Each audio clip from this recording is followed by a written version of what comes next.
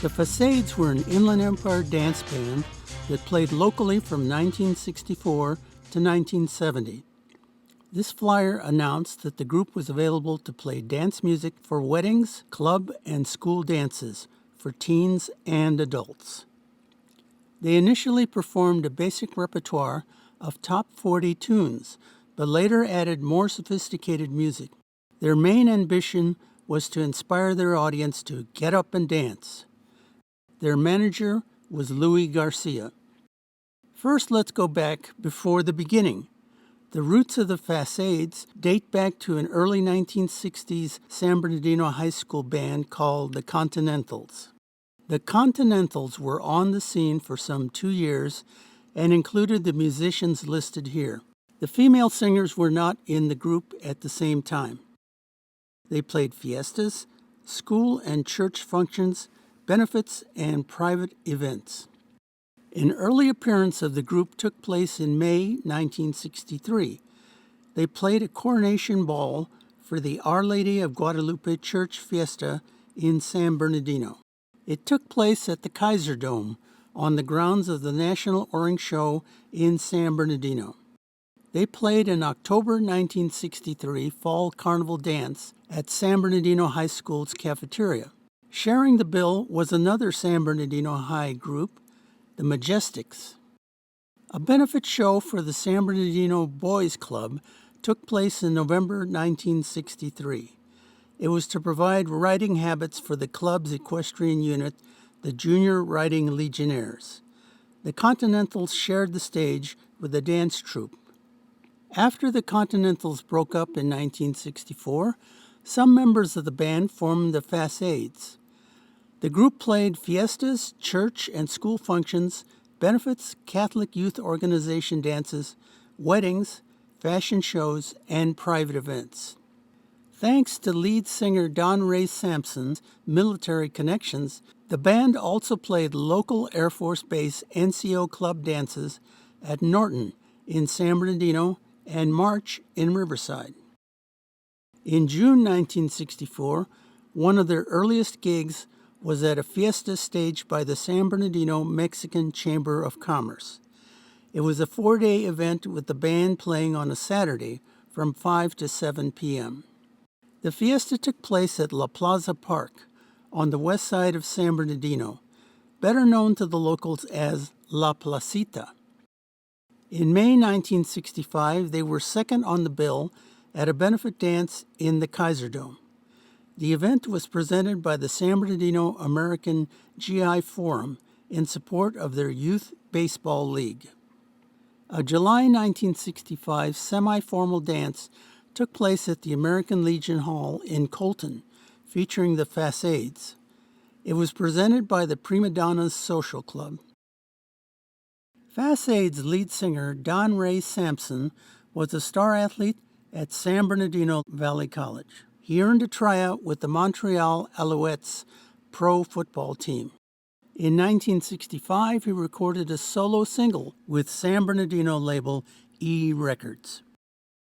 This brought him into contact with IE songwriter Jimmy Webb, who composed, arranged, and conducted these two recordings.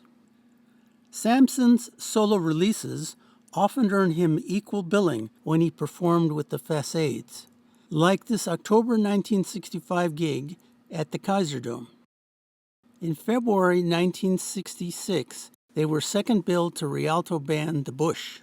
This show took place at the San Bernardino Municipal Auditorium and was advertised as a rock and roll dance show.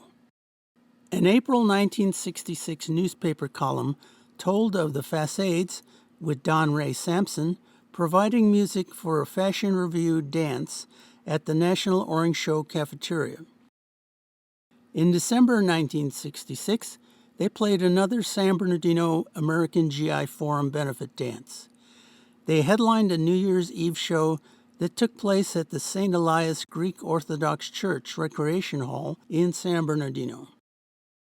In March 1967, this newspaper photo reported that the Fasades would compete in a Battle of the Beat competition at the 6th Annual Teenage Fair later in the month. It was a Battle of the Bands type competition with some 100 local groups vying for prizes. The Teenage Fair would take place annually at the Hollywood Palladium on the Sunset Strip. October 1967 saw a performance of the Fasades at the San Bernardino Valley College Homecoming Dance. The school's newspaper, the Indian War Whoop, featured a front-page article about the band. In part, the article read, "The Fasades, who will play several kinds of popular music tonight, have often arrived at a dance with posters advertising these names and everything else but the right one. Fasades was chosen because it didn't mean anything and sounded all right," explained Ray Duran, drummer for the group, and also a Valley College student. The band soon found that people couldn't remember it, pronounce it, or spell it. However, the name was still kept. Members of the group are Gary Cisco, tenor sax, Chuck Wanon, trumpet, Ray Ballesteros, alto sax, Ruben Garcia, bass, David Vasquez, organ, Alan Lingren, piano, El Ray Flores, singer, and Duran.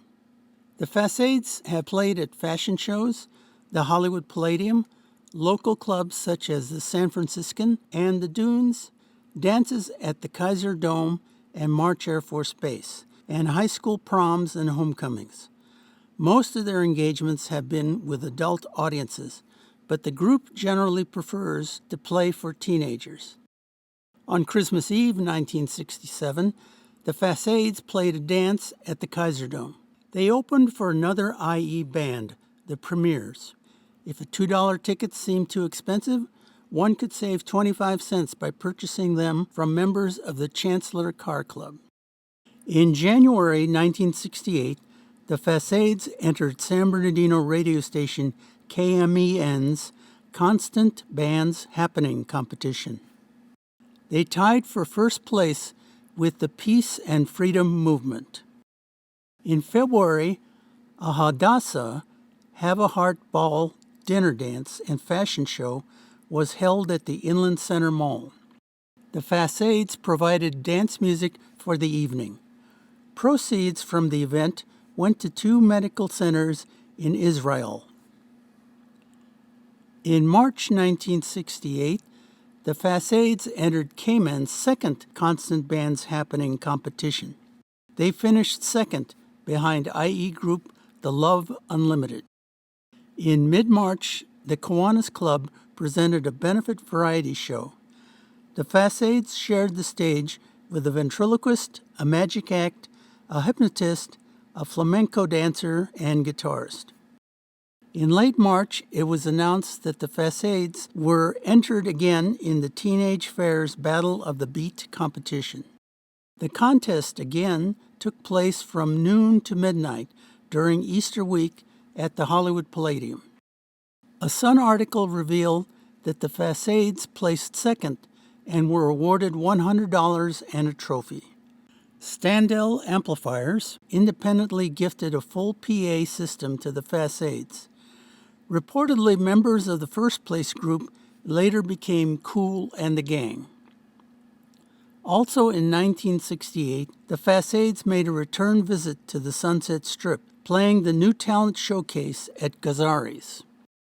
On Cinco de Mayo, the Fasades performed at a West Side Fiesta at La Placita, sponsored by the San Bernardino Mexican Chamber of Commerce. June 1968 saw the band play a dance at the Frazee Community Center, hosted by the Rascals Teen Club. In October 1968, an auction and homecoming alumni dance took place at San Bernardino High. The Fasades revisited their San Bernardino High School roots by providing music for the dance. To close 1968, the Fasades played a New Year's Eve party at the Aquinas High Gym, presented by the school's Booster Club. In February 1969, the Fasades played San Bernardino High's basketball homecoming Valentine's Day dance in the gym. In March, the Fasades were the subject of the Campus College program, aired on KVCR TV 24, San Bernardino Valley College's UHF station. Late March, the Fasades provided music for the Botillion held at the Orange Show Cafeteria. The yearly event honored the outstanding community contributions of African American young men. In April, the Fasades played the San Bernardino Valley College Spring Formal, held at the Indian Hills Country Club in Riverside. The caption read, "The Fasades entertained with various soul sounds from 9 to 1, unfortunately misspelling their name." In November, the Fasades played a Week of National Unity program in Redlands. They furnished the music for a downtown outdoor street dance. After some 6 years on the local scene, the Fasades broke up in 1970, not long after playing an April benefit for the Jimmy Durante Children's Fund. The Fasades shared the San Bernardino Municipal Auditorium stage with a ventriloquist, a mind reader, a fire dancer, a folk singer guitarist, and a second rock group. So what is the legacy of the Fasades? Over the years, there were some 20 musicians that were band members. Musicians left because of the military draft, marriage, management decisions, or musical differences. The Fasades were one of the earliest IE bands to feature musicians from Latino, white, and African American backgrounds. This diverse membership led to a diverse musical repertoire. Since most could read music, they could quickly learn and add new songs to their set. The Fasades' secret weapon was keyboardist, composer, and musical arranger Alan Lingren. He had perfect pitch, and while driving could identify the tones on any car horn he heard. His skills allowed the band to play a repertoire that attracted an older, more sophisticated audience beyond the typical teenage crowd. In the color photo, he is seen with former Fasades guitarist J.T. In 1976, while touring Australia, legendary singer Neil Diamond introduced his band to the audience. I'm going to take just a moment now to introduce what I consider to be one of the most extraordinary bands that I've ever played for. I call them the Neil Diamond Band, but they each have individual names, and I want you to meet them all. My band. We start on the left here. Alan Lingren on piano. Alan, just wave to everybody. Say hi. I'm going to synthesizer too. In the early 1970s, Alan Lingren had joined Neil Diamond's touring band playing keyboards. He eventually was promoted to the position of musical director. Alan Lingren collaborated with Neil Diamond on a number of compositions. Lingren also worked with music legends Frank Sinatra, Tina Turner, and Barbra Streisand. Lingren was also a valuable behind-the-scenes partner to Neil Diamond in the studio. This undoubtedly contributed to his long working relationship with the pop music icon. In 2011, when Neil Diamond was inducted into the Rock and Roll Hall of Fame, the man in the shadows conducting the band was none other than Alan Lingren. In 2015, Lingren retired from Neil Diamond's band after more than 43 years in the studio and on the road. He was the longest tenured member of the group. A second member of the Fasades who made his mark in the music business was saxophonist Gary Cisco. In the early 1970s, there was a hippie group from Ann Arbor, Michigan, named Commander Cody and his Lost Planet Airmen. Many considered it to be the ultimate bar band. They disbanded in 1976. In 1977, leader Commander Cody reformed the group as the new Commander Cody Band. Gary Cisco played saxophone on their debut album, Rock and Roll Again. Along with the rest of the band, Cisco was pictured on the backside of the LP sleeve. Gary Cisco went on to perform with the band on its initial coast-to-coast tour, which had a summer showcase appearance in New York City. The New York Times reviewed the band's August 1977 appearance at the Greenwich Village Club, The Bottom Line.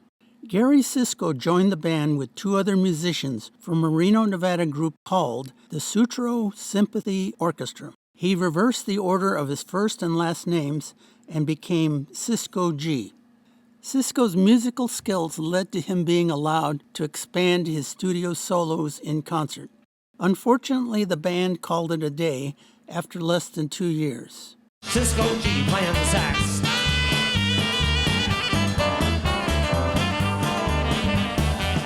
In April 1990, Cisco tragically passed away in an airplane accident.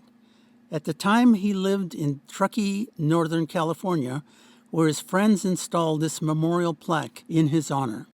As of 2024, 2 former Fasades are still active musicians in the IE.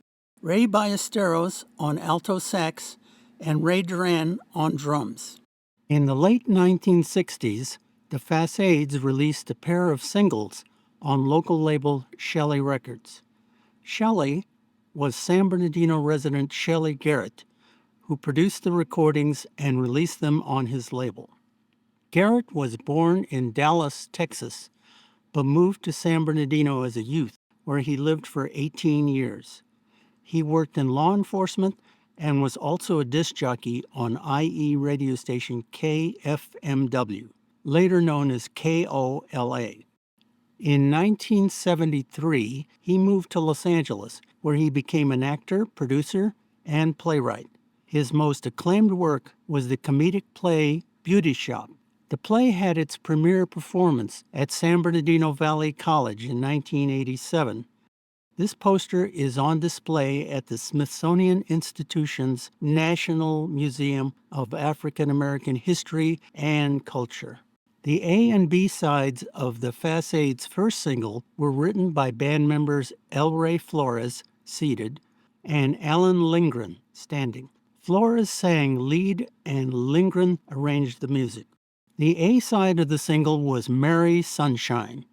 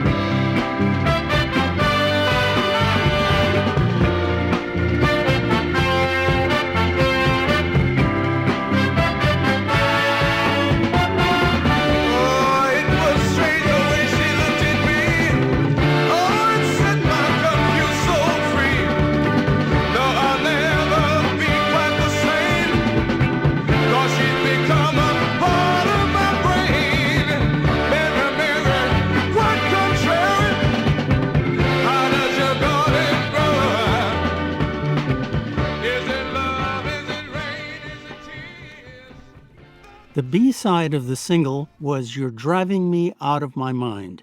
Once again, it was written by Flores and Lingren, with Flores singing lead and Lingren arranging the music for the session. I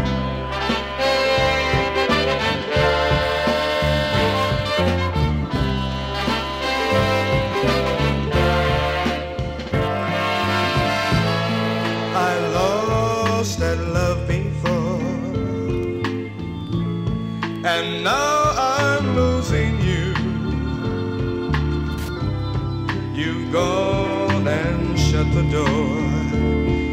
I cry, what else can I do? Girl, don't leave me, don't you ever go. I can't help it that I love you so.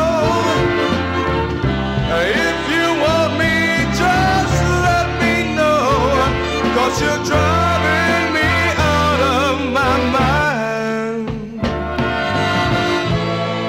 You said you loved him more,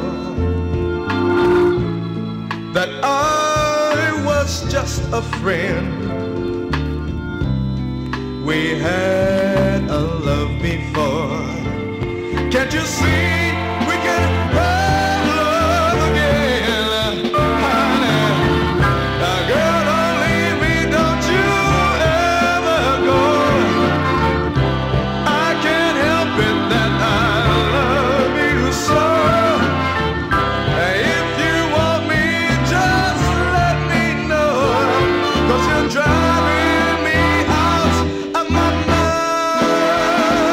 'Cause I love you, yes I need you. No, no, no, my darling, I just don't wanna leave you. Now don't you know that my heart loves you so.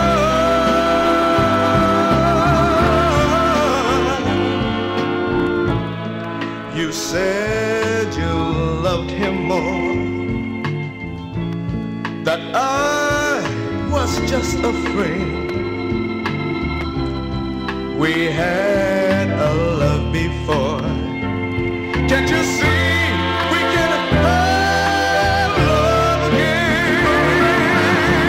Oh, girl, don't leave me, don't you ever go. I can't help it that I love you so. And if you want me, just let me know. You're driving me out of my mind. Oh, don't you leave me, don't you leave me. The Fasades' second single was made up of two instrumentals. The A and B sides were both written and arranged by band keyboardist Alan Lingren. Like their first single, it was released on Shelly Records. It was credited as being directed and produced by Shelly Garrett. Side A was entitled Willie B. and Lara.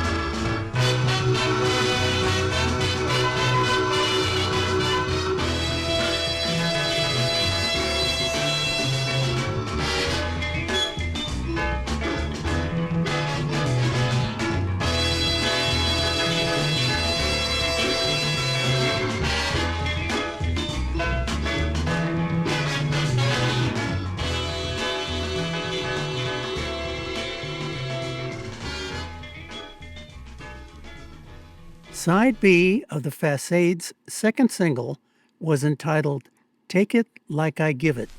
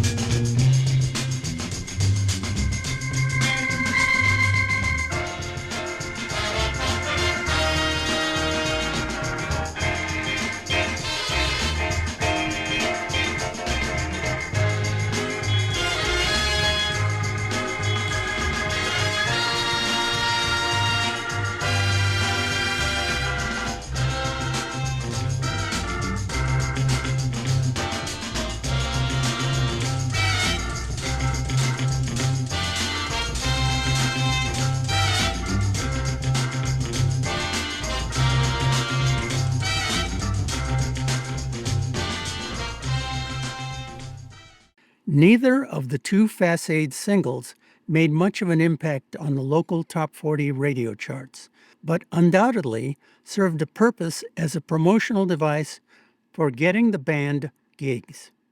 However, the memory of the Fasades lives on in record collector circles. Their first single has sold for as much as $506. And their second single, which contained two instrumentals, has sold for as much as $150. And so ends the story of the Fasades, a band that was on the Inland Empire music scene for some 6 years, from 1964 to 1970.